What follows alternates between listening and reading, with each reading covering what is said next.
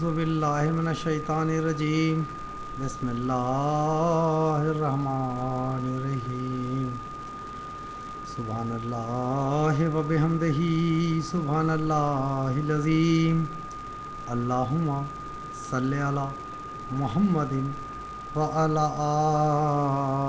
آل محمد وعلى عبده المسيح الموعود إنك حمید مجید۔ معزز ناظرین، السلام علیکم ورحمۃ اللہ وبرکاتہ۔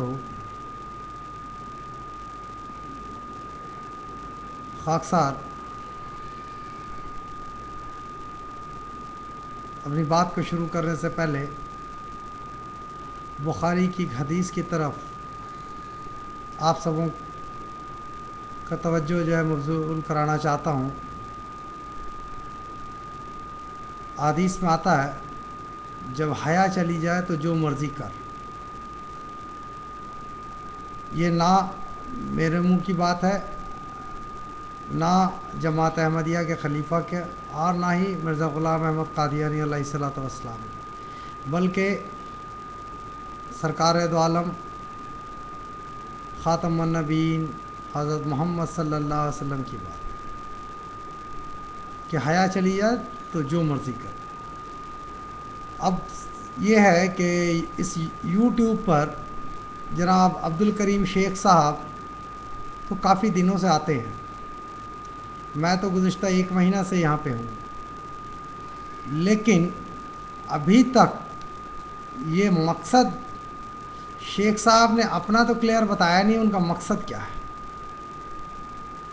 ہم کھل کر کے بتا سکتے ہیں ہمارا مقصد یہ ہے تاکہ جو غلط فہمی کوئی پھیلائے تو اس غلط فہمی کو ہم دور کریں۔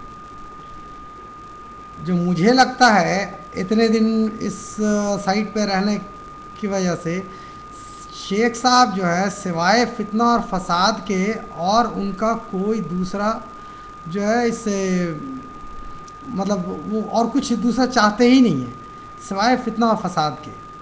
اگر ان کا مقصد جماعت کے نوجوان طبقہ کو اپنے طرف بلانا ہوتا تو وہ دلیل کے ساتھ آتے۔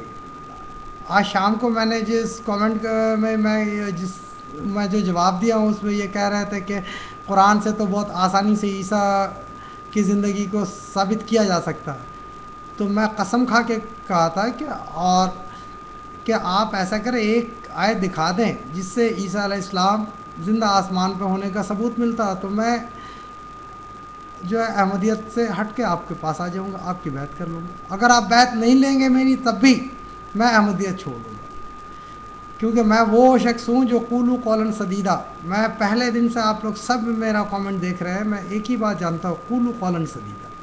یہ قرآن کریم نے یہ ترازو دیا ہے اور اسی ترازو پہ اللہ تعالیٰ کے فضل سے میں اپنی زندگی گزارتا ہوں۔ تو بجائے یہ کرنے کے اب جو مجھے لگتا ہے کہ شیخ صاحب جو اتنا جو ٹاپک بدلتے رہتے ہیں اس سے سوائے فتنہ اور فساد کے ان کا اور کوئی دوسرا مقصد نہیں ہے۔ اب جس طرح انہوں نے یہ بات کہی ہے کسی بچے کے متعلق، تو میں اتنا کہہ سکتا ہوں کہ میں تو انڈیا میں رہتا ہوں، میرے پڑوسی کے ساتھ میں صرف اتنا بتا سکتا ہوں میرے تعلقات اس طرح ہے کہ he is the under secretary of government of India, لیکن اور وہ ہندو ہے۔ اگر مجھے خراش بھی آ جائے تو ان کے گھر میں ماتم پڑ جائے، یہ ہے میرا ذاتی تعلقات ان کے ساتھ۔ کوئی بھی مسئلہ ہو، اگر مجھے یا میرے بچوں کو کوئی بھی چیز چاہیے تو فوراً وہ شخص او فضل میں ابھی کرتا ہوں بول کر کے آئیں گے اور وہ میرا کام کر بھی دیتے ہیں۔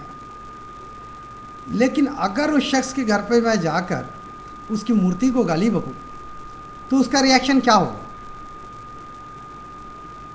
یہ بات تو رسول کریم صلی اللہ علیہ وسلم کے بعد میں آتی ہے کہ اگر ایک پتھر کی اور مٹی کی مورتی کو جو پوجتا ہے اور اس کو اگر میں برا بھلا کہوں تو وہ آدمی میرے ساتھ کیا کرے گا؟ یہی وجہ ہے کہ رسول کریم صلی اللہ علیہ وسلم نے سختی کے ساتھ منع کیا ہے کہ کسی بھی مذہب کے بانی کی بے عزتی کی جائے، اور قرآن کریم نے اسی لیے کہا ہے کہ لکم دینکم ولی دین، کہ جب آپ سے نہ بن پڑے تو آپ بول دو تمہارا دین تمہارے ساتھ، ہمارا دین ہمارے ساتھ۔ میں جو شیخ صاحب کے کامنٹ سے سمجھاؤں وہ یہی ہے کہ سوائے فتنہ اور فساد کے ان کا کوئی مقصد نہیں ہے۔ اب جی یہ فلاں نے یہ لکھا، فلاں نے یہ لکھا، یا تو پھر حوالہ رکھ کر کے بات کریں، اور کوئی ضروری نہیں ہے کہ ہر اولاد جو ہے باپ کے نقش قدم پہ چلے۔ شیخ صاحب کا مثال سامنے ہے، بقول ان کے باپ اور دادا احمدی تھے، تو کیا شیخ صاحب اپنے باپ اور دادا کی صحیح تصویر پیش کر رہے ہیں؟ کیا شیخ صاحب کے حرکت سے ان کے باپ اور دادا کو قبر میں آرام مل رہا ہے، یا کربناک زندگی وہ وہاں گزار رہے ہیں ان کی حرکت دیکھ کر؟ یہ تو ہم لو لیول کے آدمی کی بات ہے۔ انبیاء کے دور میں چلے جائیں، حضرت نوح علیہ السلام کی اولاد کیا وہ باپ پر ایمان لے آئی تھی؟ نہیں نا۔ تو اگر کسی جب کوئی ایمان نہیں لایا تھا اور اس وقت کی اس کی بات کو لیں تو کیا فائدہ ہے؟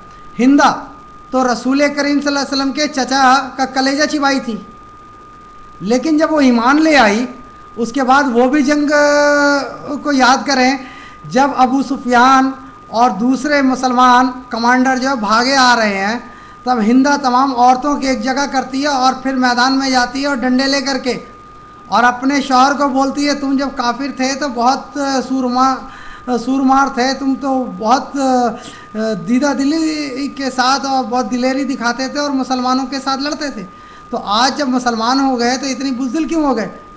جاؤ یا تو جیت کر کے آؤ یا مر کر کے آؤ۔ تو اگر آج آپ ہندا کی اس بات کو سامنے رکھیں گے تو پھر کیا ہے؟ ذرا شیخ صاحب مجھے یہ کلیئر بتا دیں کہ ہندا تو اسلام قبول کرنے کے پہلے رسول کریم صلی اللہ علیہ وسلم کے چچا کا کلیجہ چبائی تھی، اور پھر جب اسلام قبول کرتی ہے تو پھر میدان جنگ میں ڈنڈے مار کر کے بھگاتی ہے اپنے شوہر کو کہ جاؤ اور محمد رسول اللہ صلی اللہ علیہ وسلم کی دین کے لیے فتح کرو، اس کے بعد واپس آنا۔ تو لہٰذا اگر آپ کوئی بات کانکریٹ کرنا چاہتے ہیں، اگر آپ کا مقصد فتنہ اور فساد نہیں ہے تو آپ اپنی بات کو پیش کریں۔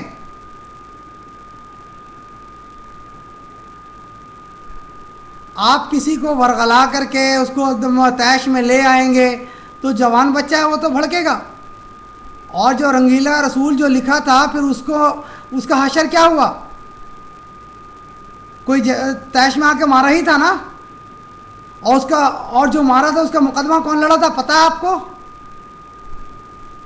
اس وقت جماعت احمدیہ کے دوسرے خلیفہ سیدنا مرزا بشیر الدین محمود احمد خلیفۃ المسیح ثانی رضی اللہ تعالیٰ عنہ نے کیا بیان دیا تھا رنگیلا رسول کتاب کے متعلق، وہ بھی تو بتائیں ساتھ میں۔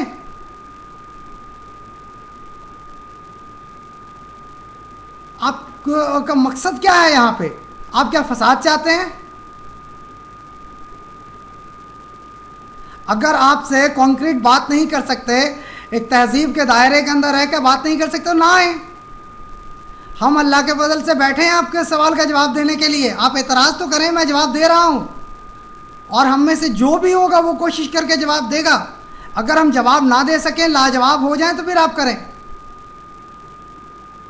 آپ کو کچھ ملتا نہیں ہے، آپ اس قابل نہیں ہیں کہ ہم لوگوں کو فیس کریں۔ ابھی میں جو چیلنج آپ کو کیا، آپ ایک آیت سے ثابت کر دیں، میں خدا کی قسم کہتا ہوں کہ میں آپ کے ساتھ آ جاؤں گا۔ وہ تو آپ سے ہوتا نہیں ہے، فتنہ فساد لگانے کا آپ کا مقصد ہے، اس سے کیا ہوگا؟ اس سے کوئی فائدہ ہونے والا نہیں ہے۔ یہی ہو سکتا ہے جو پاکستان کے قانون کے مطابق آپ کسی کو پھنسا دیں گے۔ تو اتنا یاد رکھیں، اگر کسی کو آپ پھنسائیں گے اور اس معاملے میں مرے گا تو وہ شہادت کی موت مرے گا، لیکن آپ قہر الہی سے نہیں بچیں گے، کیونکہ آپ کسی معصوم کو مس یوز کر رہے ہیں۔ بات کرنا ہے تو ہم سے کریں، فضل احمدی آپ کے سامنے ہے، جرت ہے تو اس کے سوال کا جواب دیں۔ انشاءاللہ تعالیٰ میں دوسرے کامنٹ میں اپنی بات کرتا ہوں. السلام